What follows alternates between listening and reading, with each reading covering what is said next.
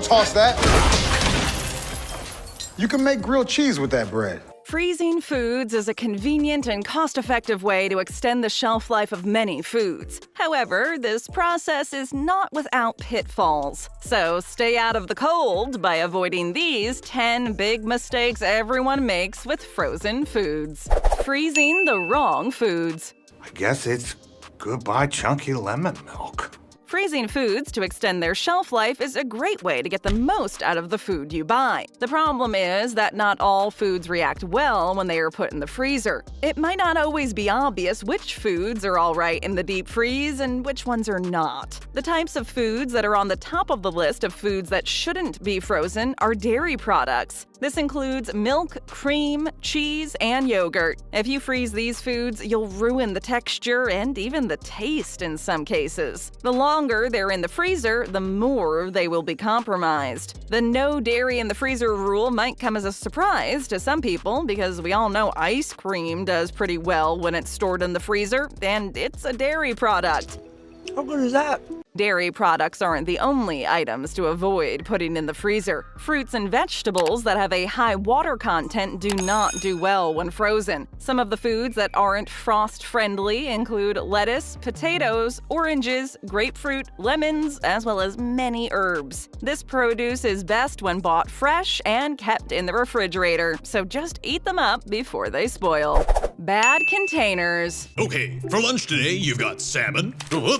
Many meals can be put in the freezer as leftovers. This way, you can have another meal ready to be heated up when you want it. However, in order to make sure these frozen meals remain fresh, you have to make sure you're using the right containers. Whether you're using Tupperware brand or another brand of plastic containers, they have to have a tight seal that stays closed while the food is being stored in the freezer. The food has to be kept airtight, or your favorite lasagna or enchiladas will suffer from freezer burn, which harms the quality of the food. Freezer burn is the condition that results when ice crystals are allowed to make their way into your frozen leftovers. You'll probably notice freezer burn most often with meats because they get dry and tough. Grandma! Vegetables with freezer burn will shrink, and this makes them much less appealing than their room temperature counterparts. You can often still eat much of the affected food if you cut away the damaged parts as best you can. The best way to avoid throwing away freezer-burned food is to invest in a good set of reusable storage containers that will keep the air out and the flavor locked in. Thawing food in the sink. I left you hot dogs for dinner. They're thawing in the sink.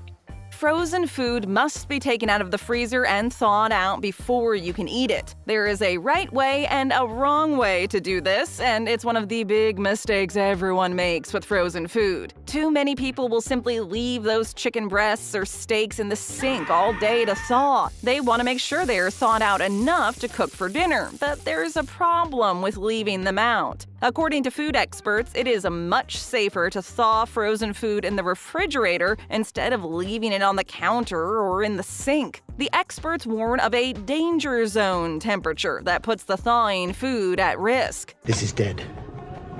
Dead.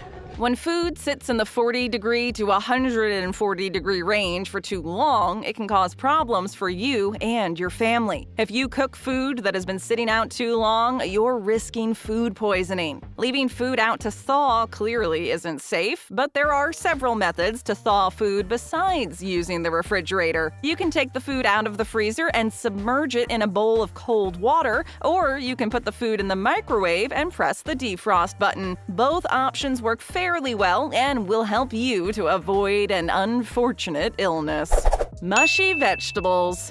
Todd, would you like some mixed vegetables? Hell no! Fresh vegetables are almost always the best option in terms of taste, health benefits, and overall quality, but they aren't always the most convenient choice. Frozen vegetables have come a long way over the years, and there are a wide variety to choose from. Everything from corn to cauliflower to collard greens. The number one thing people complain about when it comes to frozen vegetables is that they often end up too mushy or soggy when when compared to their fresh counterparts. No one takes better care of veggies than veggies. This is a fair criticism, but it doesn't always have to be this way. The problem often comes about when people defrost frozen vegetables the wrong way. There is a right way and a wrong way to defrost frozen vegetables. To keep the frozen vegetables as crispy and fresh tasting as possible as they thaw, you should put them in the refrigerator for a few hours. Placing frozen vegetables in a container in the fridge will help them thaw at the right temperature. When it comes to leafy vegetables, it will make a big difference if you squeeze out as much of the excess moisture that you can. This trick will go a long way toward avoiding mushy vegetables that nobody wants to eat. Just a little attention will help ensure your frozen vegetables live up to their potential in the kitchen and don't disappoint you.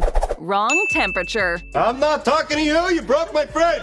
Many foods that have been frozen properly can last indefinitely, but the key word is properly. You should become familiar with how your freezer works and periodically monitor the temperature to make sure it is cold enough to keep foods frozen at the right temperature. It would be a good idea to invest in an inexpensive freezer thermometer and make sure it reads 0 degrees. While you're at it, you should also monitor your refrigerator to make sure it maintains a temperature of 40 degrees to slow the growth of bacteria on food. Food experts agree that keeping your freezer and refrigerator at the proper temperatures is a simple but very effective way of keeping food fresh as long as possible. Who left the fridge open?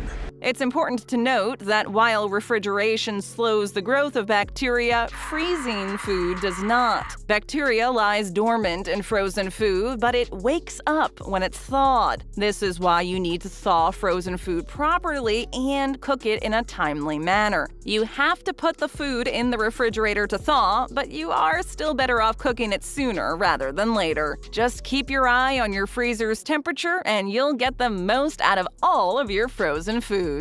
Keeping food frozen too long. This must be the new fridge. You like this?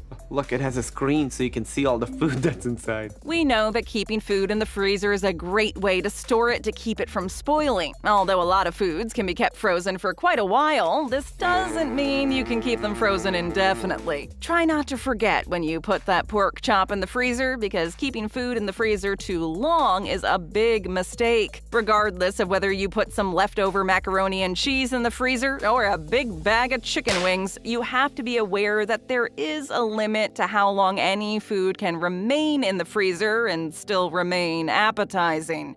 You're gonna eat your vegetables.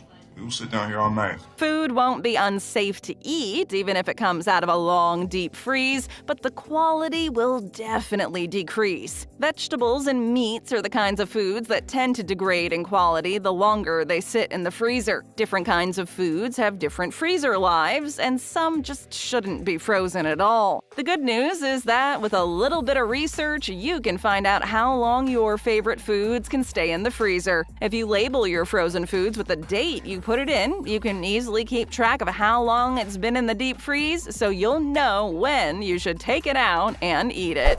Undercooking. This shrimp isn't frozen, and